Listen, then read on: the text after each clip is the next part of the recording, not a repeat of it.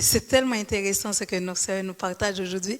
Je vous demande de partager le live. Partager parce que ce sont des moments qui sont vraiment sacrés, coûteux. Alors, partagez le live afin que tout le monde puisse entendre ce que nos sœurs Amen. ont pour nous.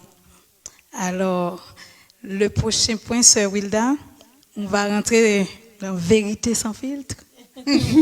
Ce point-là. Pour compléter avec ce que la servante disait, moi, j'ai le point que j'avais vraiment que j'aimerais poser comme question. Il est toujours en lien avec la question de l'équilibre. Est-ce que dans cet équilibre qu'on est en train de parler, est-ce que l'Église joue son rôle? Qu'est-ce que tu en penses, sœur Rose? C'est une très bonne question. Et je pense que la façon de répondre à cette question, ça dépend de, est-ce qu'on parle de l'Église locale ou est-ce qu'on parle de l'Église en façon globale? Si on parle de l'Église façon globale, oui, elle joue son rôle. Mais l'Église locale, par contre, c'est que ça va dépendre de qu'est-ce qui a été enseigné. L'enseignement a vraiment pour beaucoup. Et si maintenant l'enseignement n'est pas donné à moitié, est biaisé, c'est là maintenant que ça commence à causer des problèmes. Donc, quand on parle d'équilibre, on peut, et puis bon, c'est sûr que moi, je viens d'une église haïtienne, donc je vais parler de mon expérience. Mais mon expérience n'est pas une expérience comme on aurait pensé d'une église typique haïtienne. Parce que mon beau-père, le pasteur Flores Saint-Fleur, c'est quelqu'un qui a eu 4 filles, 1 garçon. Donc, la femme était très présente à la maison. Donc, c'est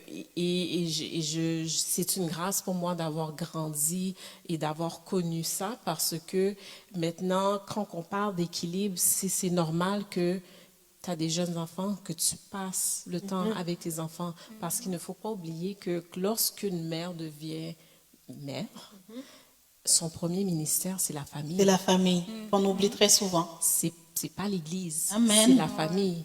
Amen. Donc ça, c'est quelque chose que on m'a enseigné et que c'était normal. Mais je sais que quand je regarde d'autres églises, par contre, maintenant, c'est comme si on parlait de pression tout à l'heure, c'est que là, maintenant, oui, elle a des enfants, mais on s'attend à ce qu'elle soit à tous les services. On s'attend à ce qu'elle soit à toutes les activités, qu'elle soit tout le temps là. Et puis, on oublie maintenant que elle est une personne à part entière. Amen. Et que cette personne-là, elle fait face aux mêmes pressions que les autres personnes de la vie de tous les jours. Et que maintenant, cette personne-là, elle est très sensible à avoir un burn-out à cause de cette pression. Et très souvent, ça arrive, c'est que j'ai remarqué que ça arrivait plus souvent qu'on le dit. Et lorsque ça arrive, et je vais parler plus du côté pastoral, lorsque ça arrive, on se tait et on fait semblant de ne pas voir. On fait semblant de ne pas comprendre. Et ça peut tellement amener à plus loin, ça peut tellement amener la personne à... La confiance est complètement brisée en cette personne-là. Et j'ai remarqué dans le peu de temps, oui. Le peu